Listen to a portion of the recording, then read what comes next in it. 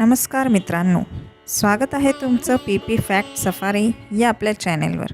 आजपर्यंत आपण श्री स्वामी समर्थ यांचा स्वामी चरित्र सारामृत हा ग्रंथ मराठी कथा स्वरूपात श्रवण केला आहे। आजपासून आपण एका नवीन ग्रंथाला सुरुवात करणार आहोत। दत्त संप्रदायात मुख्य मानला जाणारा ग्रंथ म्हणजे श्री गुरुचरित्र। या ग्रंथाचे आपण नित्य पठण करणार आहोत। श्री गुरुचरित्र कथासार मराठीमध्ये आपण ऐकणार आहोत। आजपासून हा दिव्य ग्रंथ मराठीमध्ये ऐकण्यासाठी चॅनेलला सबस्क्राईब करून बेल आयकॉन प्रेस करा आणि हे व्हिडिओज जास्तीत जास्त दत्त भक्तांपर्यंत अवश्य पोचवा। श्री गुरुचरित्र हा मराठीतील अत्यंत पवित्र आणि दत्त संप्रदायाचा मुख्य ग्रंथ आहे, ज्यामध्ये श्री नृसिंह सरस्वती स्वामींच्या लीला आणि ज्ञानाचे वर्णन आहे। सरस्वती गंगाधर यांनी लिहिलेल्या या 52 अध्यायांच्या ग्रंथात भक्ती, ज्ञान आणि गुरु शिष्य नाते स्पष्ट केले आहे। हे पारायण सहसा 7 दिवसात केले जाते। सप्ताह शनिवारी सुरू करून शुक्रवारी संपवला जातो। नियमपूर्वक पूजा, नैवेद्य आणि ब्रह्मचर्य पाळून हे गुरुचरित्र पारायण केले असता मानवाला शांती आणि आध्यात्मिक ऊर्जा मिळते। तर सुरू करूया श्री गुरुचरित्र मराठी कथासार। अध्याय पहिला।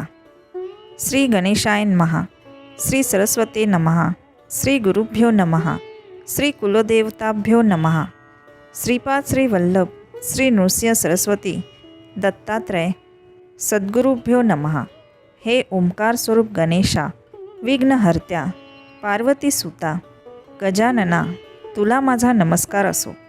तू लंबोदर, एकदंत, शूर्पकर्ण इत्यादी नावाने प्रसिद्ध आहेस।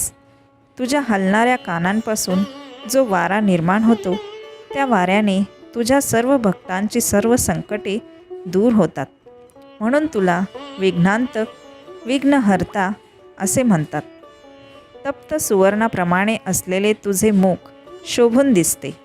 उगवत्या सूर्याप्रमाणे असलेले त्याचे तेज सर्वत्र पसरते।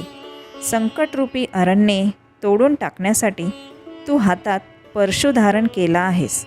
तू नागबंद म्हणजे सर्पाचा कमरपट्टा आणि सर्पाचे यज्ञोपवीत धारण केले आहेस।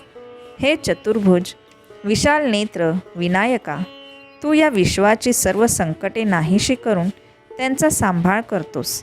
जे लोक तुझे चिंतन, नामस्मरण करतात त्यांना कोणत्याही संकटाची बाधा होत नाही। त्यांचे सर्व मनोरथ तत्काळ सिद्धीला जातात। कोणत्याही मंगल कार्याच्या आरंभी सर्वप्रथम तुलाच वंदन केले जाते। हे लंबोदर गणेशा, तूच 14 विद्यांचा म्हणजेच 4 वेद, 6 वेदांगे, पुराणे, मीमांसा, न्यायशास्त्र व धर्मशास्त्र यांचा स्वामी आहेस। तूच वेदशास्त्रे, पुराणे यांचे लेखन केले आहेस, म्हणून तर अगदी ब्रह्मदेवांपासून सर्व देव तुझे स्तवन करतात। हे गणेशा, अजिंक्य, अवध्य अशा त्रिपुरासुराचा वध करण्यापूर्वी भगवान शंकरांनी तुझेच स्तवन केले होते। हरी ब्रह्मादी देव कार्यारंभी तुलाच वंदन करतात। तुझ्या कृपेने त्यांना इच्छित गोष्टी प्राप्त होतात। हे कृपानिधी, गणनायका, हे मूषक वाहना, ओंकार स्वरूप, दुःख हर्त्या, विनायका, मला बुद्धी दे। जे लोक तुला वंदन करतात त्यांची कार्य सिद्धीला जातात। हे गणेशा, तू कृपासागर आहेस, तू सर्वांचा आधार आहेस। हे गजानना, माझे मनोरथ सिद्धीला जावेत म्हणून मी तुला साष्टांग नमस्कार करतो। तू मला ज्ञान दे, बुद्धी दे। हे गणेशा, तू शरण आलेल्यांना वर देणारा आहेस। मी अज्ञानी आहे म्हणून तुला शरण आलो आहे। श्री गुरुचरित्र लिहावे अशी इच्छा आहे। तुझी माझ्यावर पूर्ण कृपादृष्टी असावी व मी हाती घेतलेला ग्रंथ सिद्धीला जावा अशी माझी तुला प्रार्थना आहे। आता मी विद्यादेवता सरस्वतीला वंदन करतो। तिच्या हाती वीणा आणि पुस्तक असून ती हंसावर आरूढ झाली आहे। तिला वंदन केले असता ज्ञानप्राप्ती होते. हे सरस्वती माते, मी तुला वंदन करतो. वेदशास्त्रे पुराणे तुझ्याच वाणीने प्रकट झाली आहेत. माते, मला चांगली बुद्धी दे. श्री नृसिंह सरस्वती हे माझे गुरु आहेत. त्यांच्या नावात तुझे नाव असल्याने तू मला आदरणीय आणि वंदनीय आहेस. हे जग कळसूत्री बाहुलीप्रमाणे तुझ्याच प्रेरणेने चालत असते. म्हणून तू मला या ग्रंथ लेखनासाठी प्रेरणा दे, मला स्फूर्ती दे, मला विद्यादान दे. आता मी ब्रह्मा, विष्णू आणि महेश या त्रिदेवांना वंदन करतो आणि विद्यादान मागतो. भगवान विष्णू हे विश्वाचे नायक आहेत. ते लक्ष्मीसह क्षीरसागरात वास्तव्य करतात. शंख, चक्र, गदा, पद्मधारी त्या नरहरी विष्णूने गळ्यात वैजयंतीमाला धारण केली आहे. पितांबरधारी ते विष्णू शरणागतांना इच्छित वस्तू देतात. ते मोठे कृपाळू, दयाळू आहेत. आता मी पंचमुख, गंगाधर अशा शंकरांना वंदन करतो. साक्षात जगन्माता पार्वती त्यांची पत्नी आहे. तेच या जगाचा संहार करतात, म्हणून त्यांना स्मशानवासी म्हणतात. व्याघ्रचर्म परिधान केलेल्या सर्वांगावर सर्प धारण केलेल्या त्या महादेवांना मी वंदन करतो. ज्यांच्या मुखातून वेद निर्माण झाले त्या सृष्टिकर्त्या ब्रह्मदेवांना मी वंदन करतो. सर्व देव, यक्ष, गंधर्व, किन्नर, सिद्ध, साध्य, सर्व ऋषीमुनी, पराशर, व्यास, वाल्मिकी इत्यादी सर्वांना मी नमस्कार करतो. माझ्याजवळ कवित्व नाही. ग्रंथरचना कशी करतात ते मला माहीत नाही. मला मराठी भाषा नीट येत नाही. मला शास्त्रज्ञान नाही. म्हणून आपण सर्वांनी माझ्यावर कृपा करावी. माझ्या या ग्रंथ लेखनास सर्वतोपरी मदत करावी. अशा प्रकारे सर्वांना विनंती करून मी माझ्या आईवडिलांना, पूर्वजांना नमस्कार करतो. आपस्तंभ शाखेचे कौंडिन्य गोत्रात जन्मास आलेले सायनदेव हे आमचे मूळ पुरुष. साखरे त्यांचे आडनाव. त्यांचे पुत्र नागनाथ आणि त्यांचा पुत्र देवव्रत. देवव्रतांचे पुत्र गंगाधर हेच माझे वडील. अश्वलायन शाखेचे कश्यप गोत्रात जन्मास आलेल्या चौंडेश्वरी यांची कन्या चंपा ही माझी आई. माझे पिता गंगाधर ते सदैव श्री गुरूंचे ध्यान करीत असत. म्हणून मी माझ्या नावात माझ्या पित्याचे नाव गोवून सरस्वती गंगाधर असे स्वतःचे नाव धारण केले. श्री गुरूंचे सदैव ध्यान करणाऱ्या सर्व साधू संतांना, संन्यासी, यती, तपस्वी या सर्वांना माझा नमस्कार. मी या सर्वांना प्रार्थना करतो की मी अल्पमती आहे. माझे बोबडे बोल गोड मानून घ्या. पूर्वीपासून आमच्या कुलावर श्री गुरूंची कृपा आहे. त्यांनीच मला गुरुचरित्र लिहिण्याची आज्ञा केली. ते म्हणाले, तू आमचे चरित्र कथन कर. त्यामुळे तुझ्या वंशाला धर्मार्थ, काम व मोक्ष हे चारी पुरुषार्थ प्राप्त होतील. गुरूंची आज्ञा मला प्रमाण आहे. ती आज्ञा म्हणजे प्रसन्न झालेली कामधेनूच. श्री गुरूंच्या आशीर्वादाने माझा ग्रंथ सिद्धीला जाईल अशी माझी पूर्ण श्रद्धा आहे. श्री नृसिंह सरस्वती हे त्रयमूर्ती श्री दत्तात्रेयांचा अवतार आहेत. त्यांचे चरित्र अगाध आहे, अपार आहे. त्यांचे वर्णन कोण करू शकेल? परंतु प्रत्यक्ष श्री गुरूंनी मला आज्ञा केल्यामुळे मी ते सांगत आहे. ज्याला पुत्र पौत्राची इच्छा असेल त्यांनी या चरित्राचे नित्य श्रवण पठण करावे. जो या चरित्राचे श्रवण पठण करेल त्याच्या घरी लक्ष्मी नित्य वास्तव्य करेल. त्याला सर्व प्रकारचे ऐश्वर्य प्राप्त होतील. श्री गुरु कृपेने त्याला रोगराईची बाधा होणार नाही. पूर्ण श्रद्धेने या चरित्राचे 7 दिवस पारायण केले असता सर्व प्रकारची बंधने नष्ट होतील. अशी ही परमपुण्यदायक कथा मी सांगत आहे. श्रोते हो, मी सांगतो यावर पूर्ण श्रद्धा ठेवा. आम्ही स्वतः या गोष्टीचा अनुभव घेतला आहे. आपणही एकाग्र चित्ताने हे चरित्र श्रवण करून अनुभव घ्या. मी एक सामान्य मनुष्य म्हणून माझ्या बोलण्याकडे दुर्लक्ष करू नका. भोजन केल्यानंतर पोट भरल्याचा तृप्तीचा ढेकर येतो, त्याप्रमाणे हे मी स्वानुभवातून बोलत आहे. ऊस दिसायला काळा व वाकडा असेल तरी त्यातून अमृतासारखा गोड रस मिळतो. कावळ्याच्या विष्ठेतून बीजाचा प्रसार होतो व त्यातून पिंपळ उगवतो.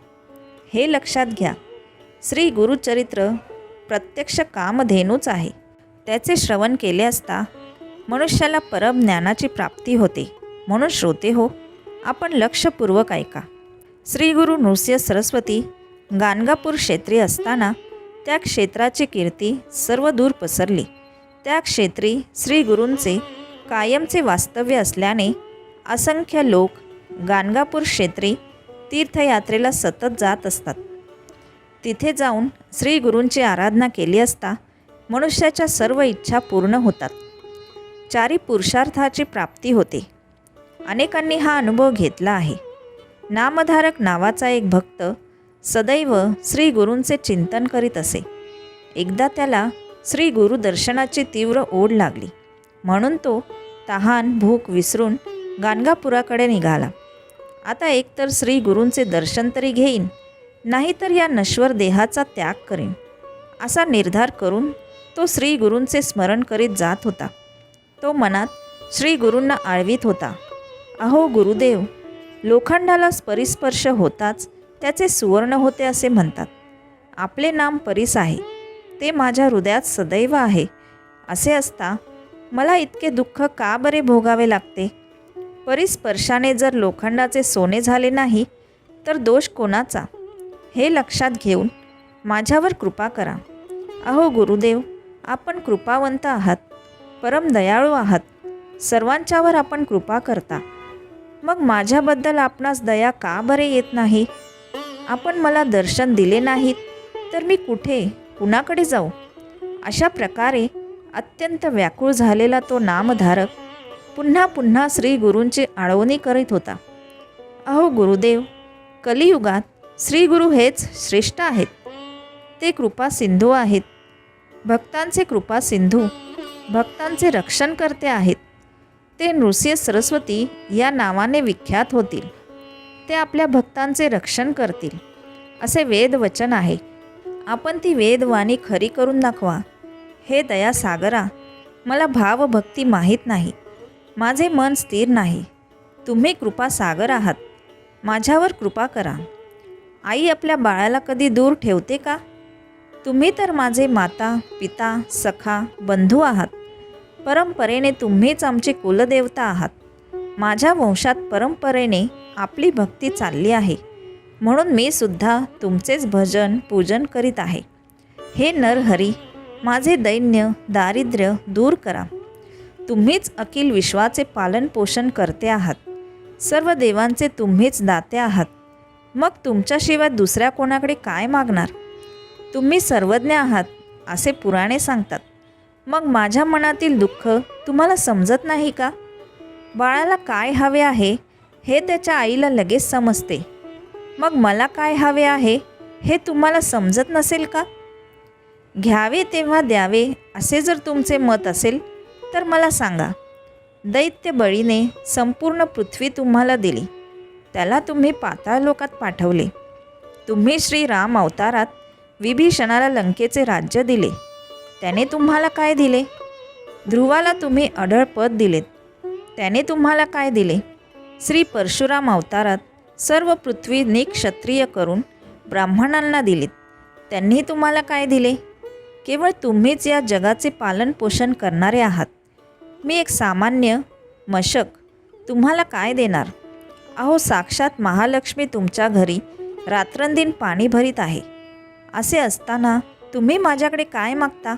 आणि मी तरी काय देणार? लहान बाळाला दूध पाजणारी आई त्याच्याकडे काय मागते? काहीच नाही. आधी देऊन मग देणाऱ्याला दाता असे कसे म्हणता येईल? सामान्य मनुष्य अगोदर काहीतरी सेवा घेतो व मग त्याचा मोबदला देतो. याला दातृत्व म्हणत नाहीत. मेघ जलवृष्टी करून तळी विहीर पाण्याने भरतो, पण तो त्याबद्दल काहीच मागत नाही, कुणाचीही सेवा घेत नाही. आता सेवेबद्दल बोलायचे तर आमच्या पूर्वजांनी अनेक वर्षे तुमची मनोभावे सेवा केली आहे.